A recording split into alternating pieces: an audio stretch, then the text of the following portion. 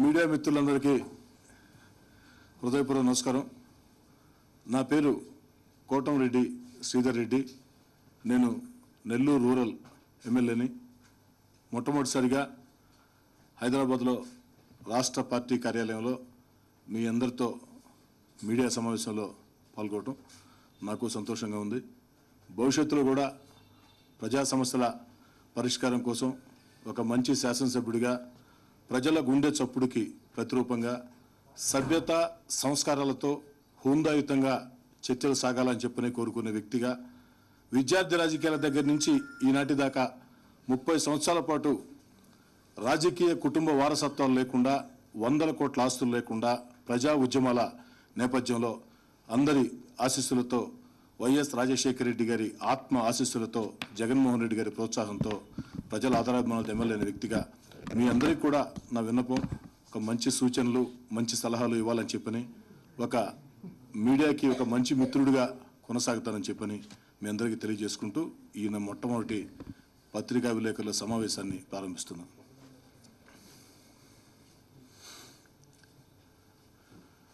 ఈరోజు కొన్ని గంటల ముందు నుంచి అన్ని ఛానల్స్లో కూడా చూడటం జరిగింది. కలియుగ దైవం పవిత్రమైనటువంటి తిరుమల పుణ్యక్షేత్రంలో తెలుగుదేశం పార్టీ కార్యకర్తలు మద్యం మత్తులో సాగించిన వీరంగం సభ్య సమాజం తలదించుకునే విధంగా ఒక రాజకీయ పార్టీ కార్యకర్తల వీళ్ళని చెప్పని ప్రజలు అసహించుకునే విధంగా అది కూడా చంద్రబాబు నాయుడు గారు తిరుమల పవిత్రతని కాపాడుతానని చెప్పని మాట్లాడిన కొన్ని గంటల్లోనే ఈ సాగించిన వీరంగం చూసి నిజంగా సభ్య సమాజం తలదించుకుంటూ ఉంది. చంద్రబాబు నాయుడు గారు తిరుమల పవిత్రత కాపాడుతానని చెప్పని మీరు చెప్పిన మాటలు ఇదేనా తిరుమల పవిత్రను కాపాడటం అని చెప్పని వారిని ప్రశ్నిస్తూ, ఇకపోతే నిన్నటి రోజున మా నాయకుడు వైఎస్ జగన్మోహన్ రెడ్డి గారు ఢిల్లీ వెళ్ళి ప్రధానమంత్రి మోడీ గారిని కలిసిన దానికి తెలుగుదేశం పార్టీ నాయకులు దానికి వంతపాడే కొంతమంది వ్యక్తులు ఆ యొక్క మోడీ గారితో జగన్ గారి భేటీని చూసి మాట్లాడుతున్న మాటలు చూస్తే నిజంగా ఆశ్చర్యకరంగా ఉంది. మోడీ గారు ఈ దేశ ప్రధానమంత్రి, జగన్మోహన్ రెడ్డి గారు ఆంధ్రప్రదేశ్లో ఒక బలమైన ప్రతిపక్ష నేత. మరి ఆంధ్రప్రదేశ్ రెండుగా ముక్కలు చేశారు. ఆంధ్రప్రదేశ్ని ముక్కలు చేసే పరిణామ క్రమంలో మన్మోహన్ సింగ్ గారు ఈ దేశ ప్రధానమంత్రిగా నోటి మాటలుగా చాలా మాటలు చెప్పారు. ఇది నోటి మాటలు కాదు, బిల్లు రూపంలో రావాలని చెప్పని ఈరోజు అధికారంలో ఉన్న బీజేపీ నాయకులు గంటలు రాజ్యసభలో మాట్లాడారు. ముఖ్యంగా వెంకయ్యనాయుడు గారు 3.5 గంట పాటు రాజ్యసభను స్తంభింపజేసి ఏదైతే సీమాంధ్రకు అన్యాయం జరిగిందని చెప్పని గుండెలు బాదుకుని సీమాంధ్రకు న్యాయం జరగాల, సీమాంధ్ర రాజధాని విషయంలో స్పష్టత కావాలా, సీమాంధ్ర ప్రత్యేక హోదా విషయంలో స్పష్టత రావాలా, నిధుల విషయంలో స్పష్టత రావాలా, ఇవన్నీ కూడా బిల్లు రూపంలో పెట్టాలని చెప్పని మాట్లాడిన మాటలు వీటన్నిటినీ గుర్తు చేస్తూ భారత ప్రధానమంత్రి గారికి వైఎస్ జగన్మోహన్ రెడ్డి గారు ఏదైతే వినతి పత్రం ఇస్తే దీనిలో ఏం తప్పు ఉందో నాకైతే అర్థం కావట్లేదు. నిన్నటి నుంచి కూడా తెలుగుదేశం పార్టీ నాయకులు పదే పాడిందే పాడరా పాసిపళ్ళ దాసరని చెప్తూ ఒక విధమైనటువంటి అభద్రతాభావంతో సాగిస్తున్న ప్రచారం చూసి నిజంగా వీరికి కనీసం తెలుగుదేశం పార్టీ నాయకులకి అసలు రాజకీయ పార్టీ విలువలు తెలుసా, అసలు రాజకీయ పార్టీ సాంప్రదాయాలు తెలుసా అని చెప్పని అనిపిస్తూ ఉంది. నేను అడుగుతున్నా, ఒక పక్క నరేంద్ర మోడీ గారు జగన్మోహన్ రెడ్డి గారి భేటీ అయితే ఈనాడు దినపత్రిక ఒక బ్యానర్ కథనం ఈరోజు జగన్మోహన్ రెడ్డి గారు మోడీ గారిని కలిసి వినతిపత్రం ఇచ్చిన తర్వాత ఏకాంతంగా భేటీ అయ్యారు. ఇది అందరికీ తెలిసిన విషయమే. నిన్నటి రోజున చంద్రబాబు నాయుడు గారు గవర్నర్ నరసింహన్ గారిని కలిసి అందరితో మాట్లాడిన తర్వాత ఏకాంతంగా భేటీ అయ్యారు. ఇది మామూలే. ప్రముఖ వ్యక్తులు ఉన్నత స్థాయి వ్యక్తి కలిసినప్పుడు వినతిపత్రాలు ఇచ్చినప్పుడు మర్యాదపూర్వకంగా 2 నిమిషాల్లో 3 నిమిషాలు ఏకాంతంగా భేటీ అవుతుంటారు. భేటీ అయింది ఎవరు? నరేంద్ర మోడీ గారు, వైఎస్ జగన్మోహన్ రెడ్డి గారు. అక్కడ మూడో వ్యక్తి లేరు. ఈనాడు విలేకరు లేడు, తెలుగుదేశం పార్టీ నాయకులు లేరు. కానీ ఈనాడు దినపత్రికలో బ్యానర్ ఐటమ్, నా కేసుల నుంచి నన్ను రక్షించండి అని జగన్ గారు అడిగినట్టు, నేనేమీ చేయలేను, చట్టం పని చట్టం చేసుకోబోతుంది అని మోడీ గారు చెప్పినట్టు. ఎవరు చెప్పుండాలి ఈ మాటలు? మోడీ గారు ఏమన్నా ఈనాడు యాజమాన్యానికి చెప్పారా, లేకుంటే జగన్మోహన్ రెడ్డి గారు ఏమైనా చెప్పారా? నిజంగా బాధాకరం. ఈనాడు లాంటి దినపత్రికలో అంటే కొత్తేమీ కాదు, అనేక రోజులుగా రాస్తున్న రాతలే, కానీ నిజంగా దీన్ని బాధాకరం అని చెప్పి తెలియచేస్తూ, అసలు నేను అడుగుతున్నా, జగన్మోహన్ రెడ్డి గారి కేసుల విషయంలో ప్రధానమంత్రి చేసేది ఏమిటి? ప్రధానమంత్రి కింద సిబిఐ పనిచేస్తుంది. సిబిఐని ఆధారం చేసుకుని మహాతల్లి సోనియా గాంధీ గారు అక్రమ కేసులు చాలా బనాయించారు. ఈ రోజు కేసులు మొత్తం కూడా కోర్టుల పరిధిలో ఉన్నాయి. కోర్టుల పరిధిలో కేసులు ఉన్నప్పుడు న్యాయస్థానాలు ప్రధానమంత్రి కింద పనిచేయజాలవు అన్న విషయం కూడా తెలుగుదేశం పార్టీని తెలియకుండా పోవటం, ప్రధానంగా ఈనాడు పత్రిక తెలియకుండా పోవటం నిజంగా బాధాకరంగా ఉంది. కోర్టుల పరిధిలో కేసులు ఉన్నప్పుడు ప్రధానమంత్రి ఏం చేస్తారు, రాష్ట్రపతి ఏం చేస్తారు, కేంద్ర మంత్రి ఏం చేస్తారు? నిజంగా కోర్టుల పరిధిలో కేసులు ఉన్నప్పుడు ఆ కేసుల్లో నుంచి తప్పించుకునేదానికి అని చెప్పని న్యాయస్థానాలు సైతం శంకించే రీతిలో మాట్లాడటం నిజంగా ఇది న్యాయస్థానాలను కించపరచడమే. ఇలాంటి మాటలు ఎవరు మాట్లాడినా, ఇలాంటి రాతలు ఎవరు రాసినా ఆ న్యాయస్థానాలు సైతం అలా మాట్లాడిన వ్యక్తుల మీద చర్యలు తీసుకోవాలని చెప్పని నేను అడుగుతున్నా. ఇక తెలుగుదేశం పార్టీ నాయకులు పాపం చాలా మాట్లాడుతూ ఉన్నారు. ఏం మాట్లాడుతున్నారంటే, వైఎస్ జగన్మోహన్ రెడ్డి గారు జైలుకు పోతారు, వైఎస్ఆర్ కాంగ్రెస్ ఆఫీస్కి తాళాలు వేయాలా అని చెప్పని. నేను అడుగుతున్నా తెలుగుదేశం పార్టీ నాయకుల్ని, ఎందుకంత వణుకు జగన్మోహన్ రెడ్డి గారిని చూసి మీకు? నిన్నటి దాకా మాట్లాడారు. ఈరోజు ప్రజలు మమ్మల్ని ఓడించలేదు, మీకు అధికారం ఇచ్చారంతే. ఒక్క పార్లమెంటు ఒక్క ఎమ్మెల్యేతో ప్రారంభమైనాం. ఈరోజు సీమాంధ్రలో 67 మంది ఎమ్మెల్యేలు, తెలంగాణలో 3 ఎమ్మెల్యేలు, సీమాంధ్ర 8 మంది పార్లమెంటు సభ్యులు, తెలంగాణలో పార్లమెంటు సభ్యుడు 9 మంది పార్లమెంటు సభ్యులు, 70 మంది ఎమ్మెల్యేలు, 45% ఓట్లు. ప్రజలు మాకు అధికారం ఇవ్వలేదు, మీకు అధికారం ఇచ్చారు. మీకు మాకు తేడా అంతే.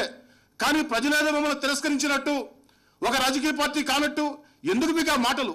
ఎందుకంత వణుకు? కళ్ళ ముందు భవిష్యత్తు కనపడుతుంది కాబట్టి. 67 మంది సీమాంధ్ర శాసనసభ్యులతో, 8 మంది పార్లమెంటు సభ్యులతో వైఎస్ జగన్మోహన్ రెడ్డి గారు భవిష్యత్తులో ఈ రాష్ట్రంలో పోషించబోతున్న ప్రతిపక్ష పాత్ర మీకు గుర్తుకొస్తుంది కాబట్టి, ఈ దేశంలో ఉండే ముఖ్యమంత్రులు, మంత్రులు సైతం సోనియా గాంధీని చూసి వణికే రోజుల్లో ఇచ్చిన మాట కోసం మాట కట్టుబడి మాట తప్పకూడదని సాక్షాత్తు సోనియా గాంధీ సైతం ఎదిరించి ప్రజల అండదండలతో నిలబడి పోరాటం సాగించిన వైఎస్ జగన్మోహన్ రెడ్డి గారి చేతికి ఈరోజు 67 మంది సీమాంధ్ర శాసనసభ్యులు, 3 తెలంగాణ శాసనసభ్యులు, 8 మంది సీమాంధ్ర పార్లమెంటు సభ్యులు, 3 తెలంగాణ పార్లమెంటు సభ్యులు, 45% ఓట్లతో వైఎస్ఆర్ కాంగ్రెస్ పార్టీని ఒక ప్రతిపక్ష పార్టీగా ఎలా ఎదుర్కోవాలా అన్నది అర్థం కాక మీ భవిష్యత్తు మీకు గందరగోళం కనపడుతూ ఉంటే అంత వణుకెందుకొని అడుగుతూ ఉన్నా.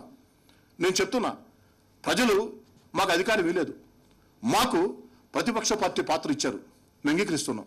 మా నాయకుడు జగన్మోహన్ రెడ్డి గారు ఫలితాలు ముగిసిన కొన్ని నిమిషాల్లోనే మీడియా ముందుకు వచ్చి చాలా స్పష్టంగా చెప్పాడు, నిర్మాణాత్మక ప్రతిపక్షంగా మేము వ్యవహరిస్తాం. మీరు మంచి చేస్తే ఆ మంచిని సమర్థిస్తాం, మీరు చెడు చేస్తే ఆ చెడుని వ్యతిరేకిస్తామని చెప్పాం. ఒక ప్రతిపక్ష నేతగా 40 సంవత్సరాల జగన్మోహన్ రెడ్డి గారికి ఉన్నటువంటి ఒక పరిపక్వత చంద్రబాబు నాయుడు గారు 9 సంవత్సరాలు ముఖ్యమంత్రిగా 9 ఏళ్లు ప్రతిపక్ష నేతగా పనిచేసిన మీకు ఎందుకు లేదు అని చెప్పి అడుగుతూ ఉన్నా. నేను అడుగుతున్నా చంద్రబాబు గారిని, రాజకీయంగా మాట్లాడాలంటే తెలుగుదేశం పార్టీ నాయకుల్ని, ఒక్క జగన్మోహన్ రెడ్డి 40 సంవత్సరాల యువకుడు. మరి చంద్రబాబు నాయుడు గారు, భారతీయ జనతా పార్టీ, నరేంద్ర మోడీ గారి ముసుగు, లోక్సత్తా పరోక్ష సహకారం, మరో పక్క పవన్ కళ్యాణ్, ఇంతమందిని కలగలుపుకుని మీరు వచ్చి మీకు మాకు తేడా 1.96% ఓట్ల లోపు. దానికి ఎందుకండి మీకు అంత మిడిసిపోటు? దానికి ఎందుకు మీకు అంత భయం? జగన్మోహన్ రెడ్డి గారిని చూసి ఆ రోజు రాజశేఖర రెడ్డి గారికి వ్యతిరేకంగా మహాకూటమి మాయాకూటమి పేరుతో ఎన్ని కుట్రలు సాగించినా ఆ రోజు అధికారం మాకు వచ్చింది. ఈ రోజు మీరు మరో మాయాకూటమితో ముందుకు వచ్చినా అధికారం మీకు వచ్చింది. కానీ మమ్మల్ని ప్రజలు ఓడించలేదు. ఒక ఎంపీ ఒక ఎమ్మెల్యే దగ్గర నుంచి 70 ఎమ్మెల్యేలు 9 ఎంపీలకు మేము వచ్చాం. కానీ మమ్మల్ని ఓడించలేదని చెప్పని అధికారం మాదని చెప్పి మేము మాట్లాడితే ఎంత అడ్డగోలు వాదన ఉంటుందో మీరు కూడా జగన్మోహన్ రెడ్డి గారి గురించి నోటికి వచ్చినట్టు మాట్లాడే అంత అడ్డగోలు వాదనగా ఉంటుంది. మేము ఈరోజు కూడా తెలుగుదేశం పార్టీకి చేతులు చాచి అడుగుతున్నాం. సీమాంధ్ర పునర్నిర్మాణం కోసం ఎన్నికలు అయిపోయినాయి, ఎన్నికలు ముగిశాయి. ఎన్నికల్లో మీకు అధికారం ఇచ్చారు. మోడీ గారి మాస్క్ కావచ్చు, పవన్ కళ్యాణ్ గారి తోడు కావచ్చు, లేకుంటే మీరు ఇచ్చినటువంటి అసత్య హామీలు కావచ్చు. ఎందుకంటున్నానంటే ఆచరణ సాధ్యం కాని హామీలవి. రేపటి రోజున హామీలు మొత్తం నెరవేరిస్తే మేమే హర్షిస్తాం, నెరవేర్చలేకపోతే వాటికి వ్యతిరేకంగా పోరాటం సాగిస్తాం. మరి ఎన్నికలు ముగిసిన తర్వాత సీమాంధ్ర చరిత్రలో ఇప్పుడు లేని విధంగా ఒక ప్రత్యేక పరిస్థితి ఉన్నప్పుడు ఒక అధికార పక్షం ఒక ప్రతిపక్షం కలిసి పనిచేస్తే ప్రజా అభివృద్ధి కోసం ప్రజా సమస్యల పరిష్కారం కోసం ఎంత హుందాగా ఉంటుందో ఆలోచన సాగించండి.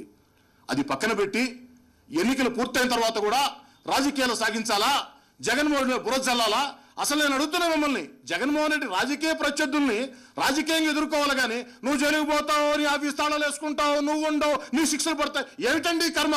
ఏమిటి రాజకీయ భావదారిద్ర్యం? జగన్మోహన్ రెడ్డి గారు రాజకీయంగా ఎదుర్కొనే సత్తా మీకు లేదా? వైఎస్ఆర్ కాంగ్రెస్ పార్టీతో రాజకీయంగా పోరాడే సత్తా మీకు లేదా? ఏమిటి రాజకీయ భావదారిద్ర్యం మీకు? ఇప్పటికైనా తెలుగుదేశం పార్టీ నాయకులారా వాస్తవిక లోకంలోకి రండి. నేను చెప్తున్నాను తెలుగుదేశం పార్టీకి, వైఎస్ జగన్మోహన్ రెడ్డి గారి నాయకుడి వెంట నడుస్తున్నందుకు మాకు గర్వంగా ఉంది. ఈ జన్మలో వైఎస్ జగన్మోహన్ రెడ్డి గారి రాజకీయ నాయకత్వంలో పనిచేయటం మా పూర్వజన్మ సుకృతంగా భావిస్తున్నాం.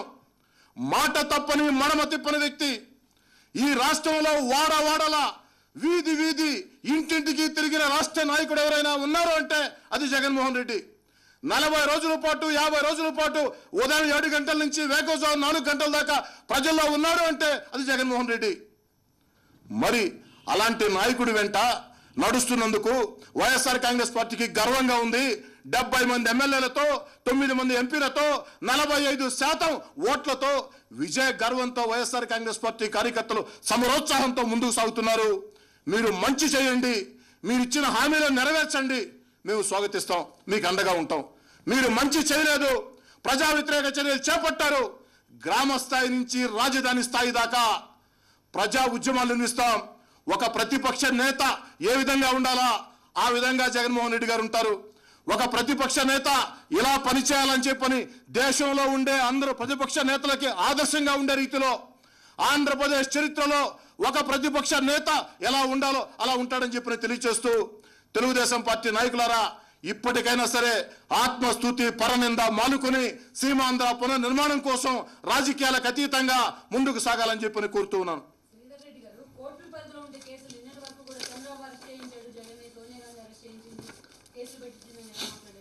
అమ్మా మళ్ళీ కూడా చెప్తున్నానమ్మా, చాలా మంచి ప్రశ్న ఇస్తారు మీరు. మేము మొట్టమొదటి చెప్పింది ఏంటంటే సిబిఐని ఒక సాధనంగా వాడుకుని, మేము చెప్తాం కదా ఈ మాటలు, సాక్షాత్తు జోగేంద్ర సింగ్ గారే చెప్పారు, సిబిఐ మాజీ డైరెక్టర్. అదేనమ్మా చెప్తున్నానమ్మా, సిబిఐ మాజీ డైరెక్టర్ జోగేంద్ర సింగ్ గారే చెప్పారు. సిబిఐ అనేది కేంద్రంలో అధికారులు ఎవరు ఉంటే వాళ్ళ తొత్తులా మారిపోయింది, రాజకీయ జోక్యం పెరిగిపోయిందని చెప్పని మేము అదే చెప్తూ వచ్చాం. సిబిఐని సాధనంగా వాడుకుని మా మీద కేసులు బనాయించారు. మేము దోషులమా నిర్దోషులమా తేల్చాల్సింది ఎవరు? న్యాయస్థానాలు. న్యాయస్థానాల్లో మేము నిర్దోషులుగా వస్తామన్న సంపూర్ణ విశ్వాసం మాకుంది. మా నాయకుడు వైఎస్ జగన్మోహన్ రెడ్డి గారు కడిగిన ముత్యంగా ముందుకు వస్తానన్న విశ్వాసం మాకుంది.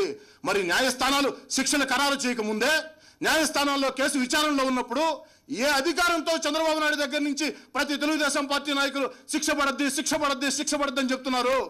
న్యాయస్థానంలో కేసుల విచారణలో ఉన్నప్పుడు మరి తెలుగుదేశం పార్టీ నాయకులు కేసులు మాఫీ కోసం అని చెప్పని ఎలా మాట్లాడతారు? భారతదేశ న్యాయ వ్యవస్థ మీద మీకు గౌరవం ఉందా? భారతదేశ న్యాయ వ్యవస్థ మీద మీకు గౌరవం ఉందా? న్యాయస్థానంలో కేసులు ఉన్నప్పుడు కేసులు మాఫీకని ఎవరైనా రాజకీయ నాయకుడు మాట్లాడితే, ఏ పత్రిక అయినా రాస్తే తక్షణం న్యాయస్థానాలు స్పందించి వారి మీద కేసులు పెట్టాలని చెప్పని కోరుతూ ఉన్నా.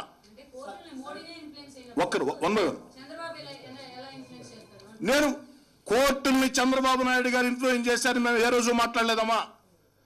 చంద్రబాబు నాయుడు గారు సోనియా గాంధీ గారు ఇద్దరూ కలగలిపి కుట్ర రాజకీయాలు సాగిస్తూ సిబిఐని సాధనంగా వాడుకుని ఏ అయితే చంద్రబాబు నాయుడిని సమర్థించే పత్రికలు తెలుగులో జగన్మోహన్ రెడ్డి గారికి వ్యతిరేకంగా 4 సంవత్సరాలుగా రాస్తూ ఉన్నాయో వాటిని ఇంగ్లీష్లో ట్రాన్స్లేట్ చేసి మాత్రమే ఛార్జ్షీట్ వేశారు.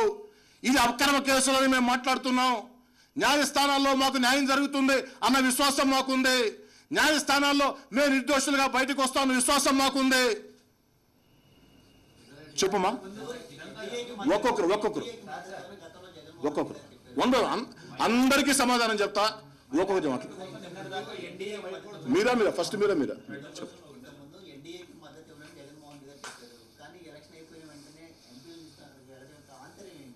ఇప్పుడు ఎన్డీఏకి ఎన్డీఏ కూటమికి మేము ఎప్పుడు చేరం. ఆ రోజు చెప్పాం, ఈ రోజు చెప్పాం. బీజేపీ ఒక్క నిమిషం అండి మాట్లాడండి.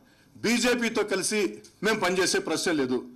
ఈరోజు జగన్మోహన్ రెడ్డి గారు ఢిల్లీలో చెప్పే మాటల్ని తెలుగుదేశం పార్టీ వక్రీకరణలతో మీరు కూడా వేరే విధంగా అర్థం చేసుకుంటున్నారు.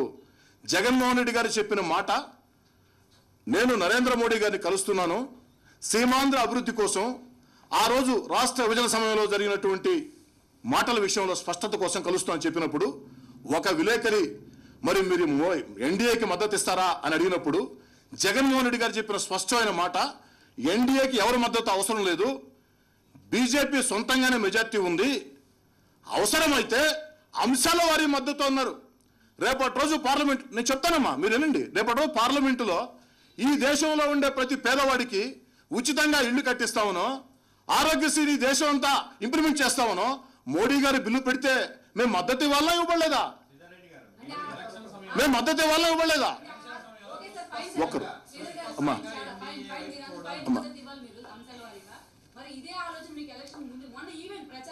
మేము ఈ రోజు కూడా బీజేపీ మా రాజకీయ ప్రత్యర్థి. ఓకే చెప్పండి చెప్పండి.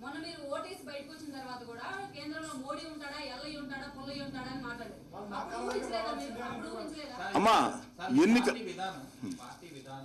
అక్కడ సమాధానం చెప్పి నెక్స్ట్ మీకు రమ్మంటారా?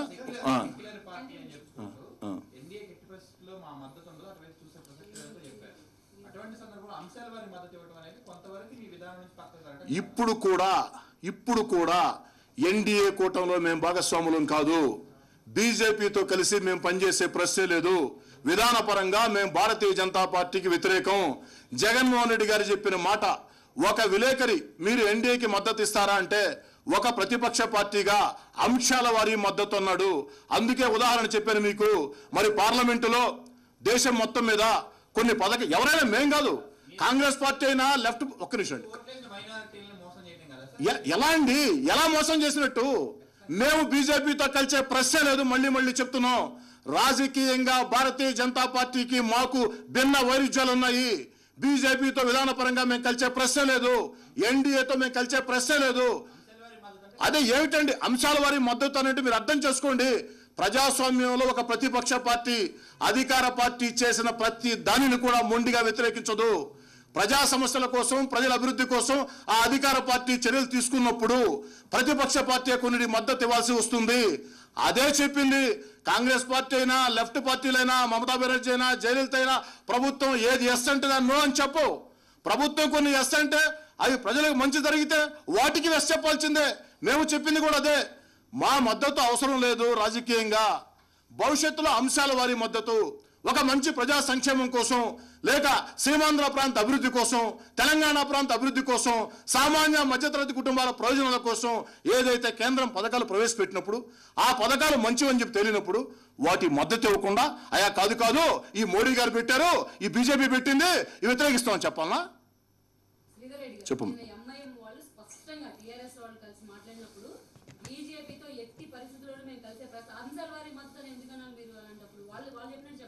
ఎవరు చెప్పినట్టమ్మా? మేము ఏ విధంగా చెప్పాలన్నా మీరు చెప్తారమ్మా. ఒకటమ్మా అమ్మా అమ్మా ఒక 1 by 1.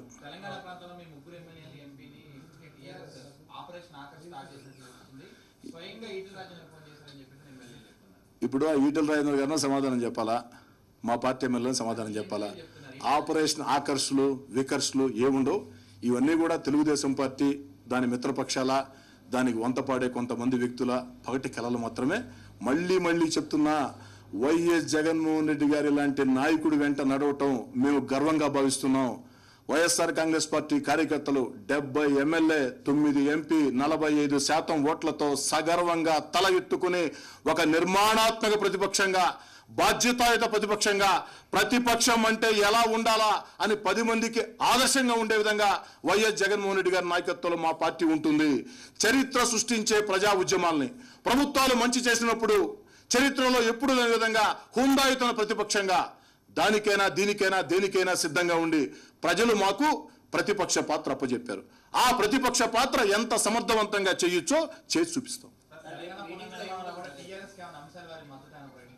ఏమండి నేను ఇందాకే చెప్పాను మీకు, తెలంగాణలో కూడా మాది 3 సీట్లు ఉండే ప్రతిపక్ష పార్టీ. తెలంగాణలో టీఆర్ఎస్ ప్రభుత్వం కూడా మంచి పనులు చేసినప్పుడు దాన్ని మేము స్వాగతిస్తాం, ప్రజా వ్యతిరేక చర్యలు చేస్తే దాన్ని వ్యతిరేకిస్తాం. మేమేదైనా టీఆర్ఎస్ పార్టీతో కలిసి ప్రభుత్వంలో భాగస్వాములు అయితే, లేదంటే బీజేపీతో కలిసి ఏదైనా భాగస్వాములు అయితే మీరు దాని విధానపరంగా తప్పట్టాలి. కానీ ఒక ప్రతిపక్ష పార్టీగా ప్రజల సమస్యల పరిష్కారం కోసం అంశాల వారి మద్దతు అంటే తప్పెందుకు? తప్పేమిటి చెప్పు.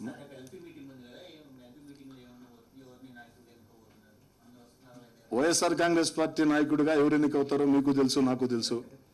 వైఎస్ జగన్మోహన్ రెడ్డి గారు ఎన్నుకుంటారు, వైఎస్ జగన్మోహన్ రెడ్డి ఎన్నుకుంటారు. ఖచ్చితంగా రేపటి మీటింగ్ చర్చించకపోవచ్చు. రేపు మీటింగ్ తర్వాత చాలా మీటింగ్లు ఉన్నాయి రేపు. ఖచ్చితంగా మేము ఓడిపోలేదు, అధికారంలోకి రాలేదు. తేడా గమనించండి, స్పష్టమైన గీత ఉంది. మేము గతంలో ఎప్పుడు అధికారంలో లేము, కానీ మేము ఓడిపోలేదు, అధికారం రాదని చెప్పినది మాత్రం అధికారం మాది కాదు.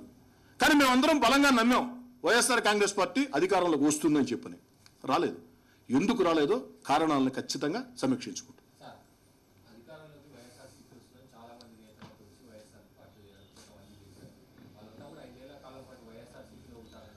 ప్రతి కార్యకర్త, ప్రతి నాయకుడు 100% మీకు అలాంటి తెలుగుదేశం పార్టీ ఒక మైండ్ గేమ్ ఆడుతూ ఉంది. తెలుగుదేశం పార్టీకి వంత పాడే కొన్ని శక్తులు ఆ మైండ్ గేమ్కి బలం చేకూరుస్తున్నాయి. ఎవరు ఊహించని రీతిలో, వాళ్ళందరూ ఆశ్చర్యపోయే రీతిలో ఒక సమర్థ ప్రతిపక్షంగా వైఎస్ జగన్మోహన్ రెడ్డి గారి నేతృత్వంలో ఎమ్మెల్యేల దగ్గర నుంచి, ఎంపీ దగ్గర నుంచి, సామాన్య కార్యకర్త దాకా, శ్రీకాకుళం నుంచి తిరుపతి దాకా ప్రతి కార్యకర్త, ప్రతి అభిమాని ఏకతాటి మీద ఒక సమర్థ ప్రతిపక్షం ఏ విధంగా ఉండాలో జగన్మోహన్ రెడ్డి గారి నేతృత్వంలో జరగబోతుంది. పేర్లు చెప్తారా? ఇప్పుడు నేను 100 చెప్పగలుగుతా. కారణం ఏంటంటే తెలుగుదేశం పార్టీలో మంత్రి పదవులు రాని వాళ్ళందరూ మాలోకి వచ్చేస్తారని చెప్పని. కానీ నేను మాట్లాడొచ్చు, మైక్ ఉందని, కెమెరాలు ఉన్నాయని మీరు కిందకి వెళ్ళిన తర్వాత మీరు నా సైడ్ నవ్వుకుంటూ పిచ్చోడిని చూసినట్టు చూస్తారు. కాబట్టి ఆ విధంగా పిచ్చోడిని కావటం నాకు ఇష్టంలే, అడ్డగోలు వాదన చేయటం నాకు ఇష్టంలే. మనం మాట్లాడేటప్పుడు మంచి భాష ఉండాలా, సభ్యత ఉండాలా, సంస్కారం ఉండాలా. కాబట్టి ఇన్ని ఊహలు అయ్యేది వాళ్ళని అడగండి, తెలుగుదేశం పార్టీ నాయకుల్ని మీతో ఎవరు టచ్లో ఉన్నారని చెప్పి. అసలు అయినా నేను అడుగుతున్నానండి, నా తెలుగుదేశం పార్టీ నాయకులు ఒక స్టేట్మెంట్ చూశా, విప్పు వర్తించదు కాబట్టి జడ్పీటీసీలు, కార్పొరేటర్లు, ఎమ్మెల్యేలు మొత్తం వచ్చేసింది. ఏమిటండి ఇది? ఇదేనా సంస్కారవంతం రాజకీయాలు? ఇదేనా సంస్కారవంతం రాజకీయాలు? అమ్మా మేము ఎక్కడ మాట్లాడలేదు. ఇప్పుడు చెప్పండి అమ్మా. అవును అమ్మా, ఒకటమ్మా, మేము ఎక్కడా కూడా మీకు విప్పు వర్తించదు, మీరు వచ్చేయండి, మీ పదవులకు ఏం కాదని మేము చెప్పలా. కానీ ఏం చెప్పలా, ఇదేమో మా బాహాటంగా బరితెగించి తెలుగుదేశం పార్టీ నాయకులు మాట్లాడే మాటల్ని ఏటిది ఇంత దుర్మార్గం అయితే ఎట్టా, ఇంత అన్యాయం అయితే ఎట్టా, ఇంత నైతిక విలువలు లేకుంటే ఎట్టా, విప్పు వర్తించదంట, గోడలు దూకేయమంట. అయ్యా చంద్రబాబు నాయుడు గారు, అయ్యా మోడీ గారు, మీరిద్దరు కలిసి అధికారంలోకి వచ్చారు. ఇవేనా మీ మిత్రపక్షం చేసే రాజకీయాలు? ఇవేనా నైతిక విలువలు? మీరు ఆలోచన చేయండి. ఇప్పుడు మీకు అధికారం ఇచ్చారు, మేము ఒప్పుకుంటున్నాం. తెలుగుదేశం పార్టీకి ఈ రాష్ట్రంలో ఎవరి సహకారం అవసరం లే, బీజేపీ సహకారం కూడా వెళ్ళా. అధికారం ఇచ్చారు కాబట్టి మీరు ఎన్నికల్లో ఏ హామీలు అయితే ఇచ్చారో ఆ హామీలు నెరవేర్తించండి. ఒక అధికార పార్టీగా మీరు బాధ్యతాయుతంగా పనిచేయండి. దాన్ని మర్చిపోయి వైఎస్ఆర్ కాంగ్రెస్ పార్టీ జడ్పీటీసీలారా, కార్పొరేటర్లారా, ఎమ్మెల్యేలారా రండి రండి రండి, ఏమిటిది? ఇంకేమైనా ఉన్నాయమ్మా? థ్యాంక్ యూ అమ్మా.